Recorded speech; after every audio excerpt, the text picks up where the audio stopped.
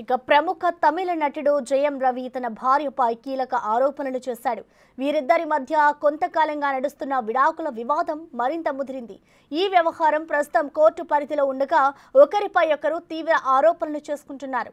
ఇటీవల జయం రవిపై ఆయన భార్య ఆర్తి చేసిన ఆరోపణలను ఖండించడంతో పాటు ఆర్తి తనను శారీరకంగా మానసికంగా వేధిస్తుందంటూ 4 పేజీల లేఖ విడుదల చేశారు. ప్రస్తుతం ఈ లేఖ కోలీవుడ్లో చర్చనీయాంశంగా మారింది.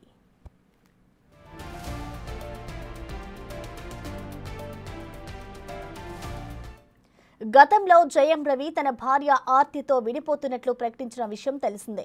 అప్పటి నుంచి వీరిద్దరూ వేరువేరుగా ఉంటున్నారు. అయితే ఇటీవల గాయని కెనీషాతో కలిసి జయం రవి ఓ వివాహ వేడుకలో పాల్గొన్నారన్న వార్తలు రావడంతో ఆయన భార్య ఆర్తి తన పిల్లలను జయం రవి పట్టించుకోవడం లేదంటూ పలు ఆరోపణలు చేశారు.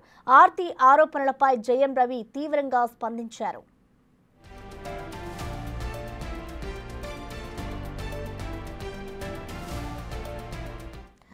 ఆర్తి ఆరోపణలన్నీ నిరాధారమైనవని జయం రవి కొట్టిపారేశారు.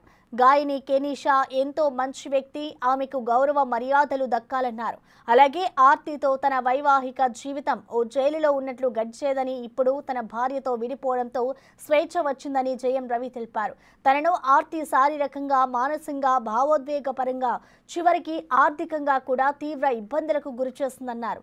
ఇలాంటి విషయాలు చెప్పడానికి బాధగా ఉన్న వాస్తవాలు ఇవే అంటూ లేఖలో రాసుకొచ్చారు.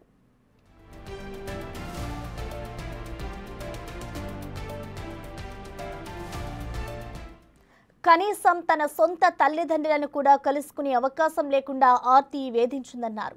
ఇప్పుడు తన పిల్లలను ఆయుధాలుగా వాడుకుంటూ ఆర్తి తప్పుడు ప్రచారం చేస్తుందని జయం రవి ఆరోపించారు. నాపై లేనిపోని నిందలు వేస్తే చూస్తూ ఊరుకోనని, దీనిపై న్యాయపరంగా పోరాడతానని స్పష్టం చేశారు. ఇలాంటి బంధంలో కొనసాగడం కంటే విడిపోవడమే మంచిదని నిర్ణయించుకున్నట్లు రవి తెలిపారు.